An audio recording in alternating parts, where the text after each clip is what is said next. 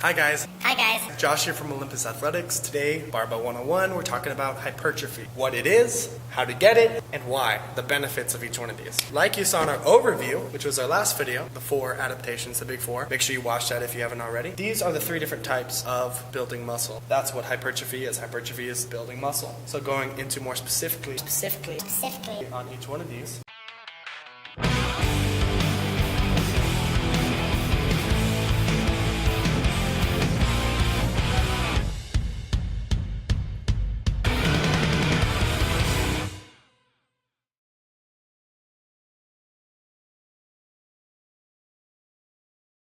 Each one of these is a little muscle fiber. Inside of them, we have myofibrils and we have sarcoplasm. The myofibrils are what contract and squeeze everything together, okay? Okay. The sarcoplasm is just the juice that the myofibrils sit in that has all of the nutrients and a bunch of stuff. So, in myofibular hypertrophy, you are increasing the numbers of myofibrils, and therefore, when you increase the number, it expands the size of the muscle fiber, okay? Okay.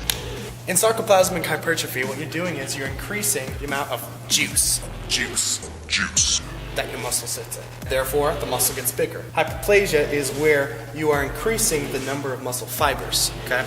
Okay. So the rep ranges, your myofibular hypertrophy, 4 to 8 reps. This is going to be a little bit heavier weight. This is where you're really tearing apart the muscle. Here, 9 to 15 reps. When you're getting that pump, you're mostly getting sarcoplasmic hypertrophy. You're increasing the amount of sarcoplasm in the muscle fiber. Hyperplasia, it's a little bit different. It's not really a specific rep range. Weighted stretching.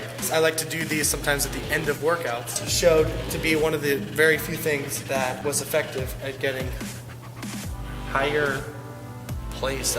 Damn it. Dang it, Josh. It's okay. You should have just gone with it. So that's what hyperplasia is, and that's how to get it.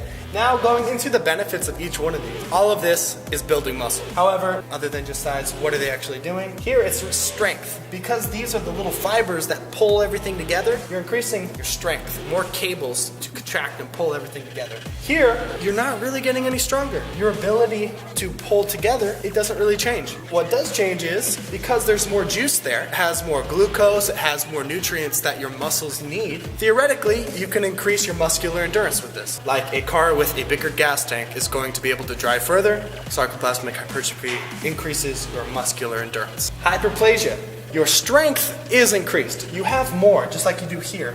However, what's really increased is your potential for growth. Because now what you can do is you can take these 2 little muscle fibers that were the same as when these started, and you can take them through these different types of hypertrophy. So it really increases your potential for strength and size. Something to note that's very important is it's not as clear cut as 4 to 8 reps only builds myofibular hypertrophy. 9 to 15 reps only builds sarcoplasm. And they're still doing research on different ways that we can make this happen.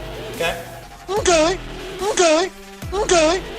What's important to note is that when you do higher rep sets, you are going to get some myofibular hypertrophy. When you do some lower rep sets, you are going to get some sarcoplasmic hypertrophy.